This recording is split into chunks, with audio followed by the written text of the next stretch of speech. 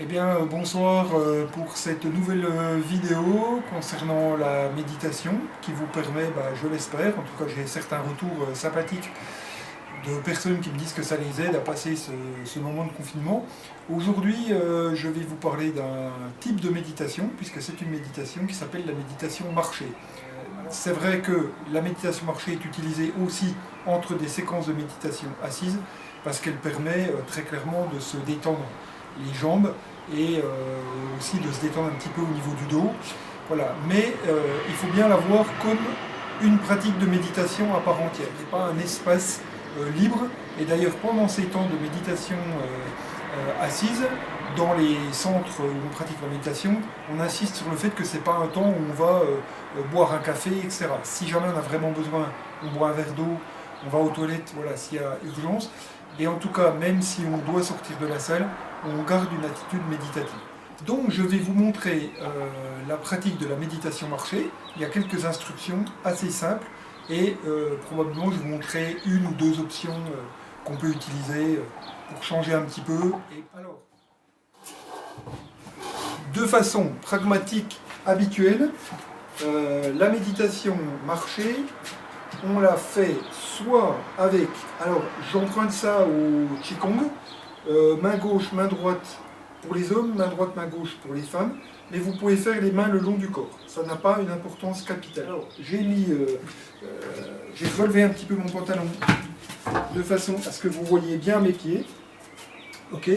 Et la méditation marché, c'est une marche qui est légèrement plus lente que la méditation habituelle, dans la mesure où, au lieu de poser l'attention sur la base du nez, un objet, etc., on va poser notre attention sur la base du pied, la plante du pied qui touche le sol, éventuellement jusqu'au niveau de la cheville, mais pas plus. Okay. C'est-à-dire qu'on va être très attentif au toucher du talon, développer de la plante de pied, lever le talon, lever la plante de pied, le poids sur le pied, et puis le transfert de poids sur l'autre pied.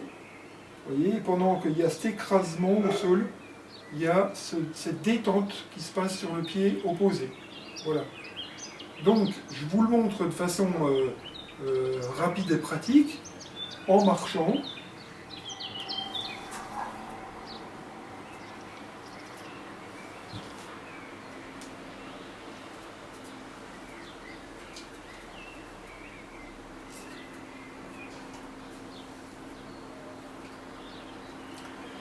Alors clairement, il y a aussi une attention à avoir dans les transferts de poids quand on prend un virage. C'est intéressant de voir comment il y a quelque chose qui aussi diffère dans la sensation au niveau de la base des pieds. Okay. Quant à la posture du corps, elle est droite sans être rigide. Hein, le corps est naturellement droit. Voilà. Le regard peut être à environ 2 mètres devant soi. Ce qui fait que si on est ensemble, généralement, on a la vision au niveau du dos de la personne qui nous précède. Et on va ramener notre attention sur la base des pieds, exactement comme on le fait sur la base du nez. C'est-à-dire que si quelque chose me perturbe, il y a des bruits, le chant des oiseaux, le tram qui passe, etc. Ça fait partie de l'environnement, je l'ai déjà expliqué. Hein, c'est une méditation qui se veut être dans un environnement qui nous stimule de temps en temps. Ok, il y a ce petit moment d'échappatoire et on revient. Okay, et c'est très important, et je lisais ces jours un livre sur vraiment quelque chose de très précis par des grands méditants, et ils insistent beaucoup sur justement cette capacité qu'on va avoir de discipliner l'esprit et de se rendre compte qu'on est parti et que l'on revient. Il y a quelque chose de l'attention et aussi de se rappeler de la consigne et de faire ce mouvement de revenir.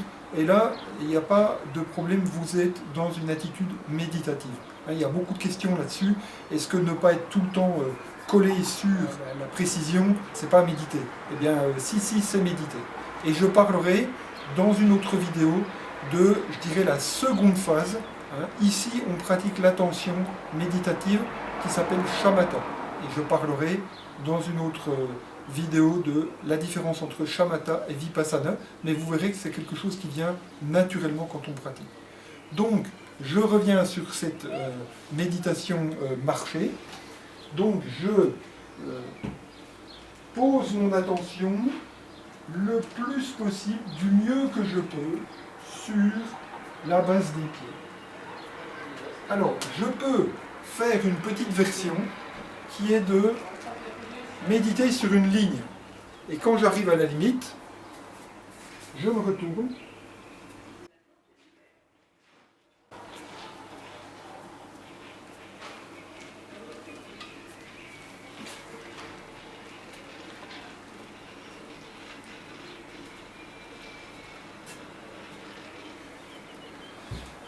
Et j'observe qu'est-ce qui se passe dans cette rotation, de quel côté je tourne naturellement. Je peux varier pour voir qu'est-ce qui se passe si je tourne sur la droite, sur la gauche, comment au niveau de mes pieds cet équilibre se fait. Ne montez pas trop parce que vous allez vous perdre.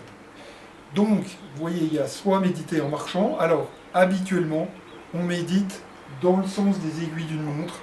Et il y a plusieurs explications à ça. En réalité, je ne suis pas sûr qu'il y ait une raison qui satisfasse tout le monde. Habituellement, ça se fait dans ce sens-là. Vous voyez que je peux le faire dans l'autre sens. Pour des raisons pratiques, ça n'a absolument pas d'importance capitale sur votre pratique de méditation. Donc, vous pouvez aussi utiliser une ligne au sol. Si par exemple, vous méditez dans une salle, vous pouvez aussi très bien faire des allers-retours et regarder quelle est la différence. C'est aussi développer une qualité d'attention à qu'est-ce qui se passe qui est différent de si je tourne en rond. Voilà. Et petit bonus, on va dire, je vais vous montrer la méditation qui est pratiquée plutôt au Japon et qui s'appelle Kiin. Et alors je pense que cette méditation, si vous êtes un peu agité, si vous voyez que vous commencez à pratiquer et que vous tournez, c'est le cas de dire que vous tournez en rond et que vous êtes avec un esprit très agité, alors peut-être vous pouvez faire un petit peu Kiin. Kiin, c'est particulier. Alors je vais vous montrer en 2 fois, en global, et après je prendrai la caméra et je filmerai au niveau de mes pieds pour que vous vous rendiez bien compte de la façon dont on fait Kiin. Alors c'est juste un petit exemple, c'est juste une petite pratique qui m'avait été enseignée, et je trouve que de temps en temps, Kiin aide à me recentrer de façon extrêmement précise. Vous allez comprendre tout de suite pourquoi. Puisque Kiin, on ne fait plus des pas, ce n'est plus des pas comme ça, c'est des pas glissés et des demi-pas glissés, et en fait on ne soulève pas, je le montrerai en détail, voilà. Et là on est très attentif au transfert de poids sur la jambe droite, sur la jambe gauche, et on fait un tout petit glissement, on ne lève pas le talon du sol. Il n'y a pas besoin. Vous allez voir au début, vous allez probablement un petit peu crocher, mais vous allez voir que très rapidement, on apprend à juste délester le poids d'une jambe sur l'autre et à laisser glisser. Voilà, et c'est une pratique très précise. Et vous le faites très lentement. Là, je le fais trop vite. Et c'est pour vous montrer.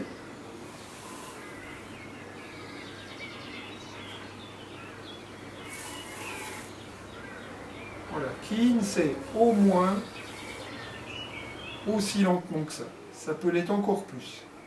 Vous dégustez chaque petit détail. Et là, vous pouvez éventuellement monter jusqu'au niveau du genou et sentir comment dans le genou, l'articulation s'écrase et se détend. Voilà, c'est quelque chose qui est très précis. Dans les chevilles, vous sentez ça très bien. Sous la plante des pieds, vous sentez ça très bien. Donc, c'est un petit bonus, on va dire. Vous n'êtes pas obligé de faire Kiin. Ça peut, pour certaines personnes, être un petit peu agressant.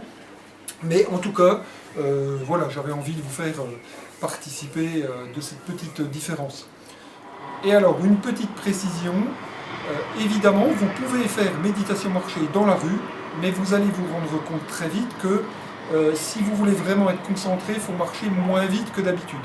Je vous conseille aussi de ne pas mettre une position particulière des bras pour ne pas paraître un peu bizarre aux yeux des autres, c'est pas nécessaire, on n'a pas une attitude à avoir dans la méditation, mais vous pouvez le faire sur une petite distance courte, Vous avez 100 mètres, 200 mètres à faire dans la rue, en ligne droite, où il n'y a pas vraiment de choses à faire attention, il n'y a pas de passage piéton, etc.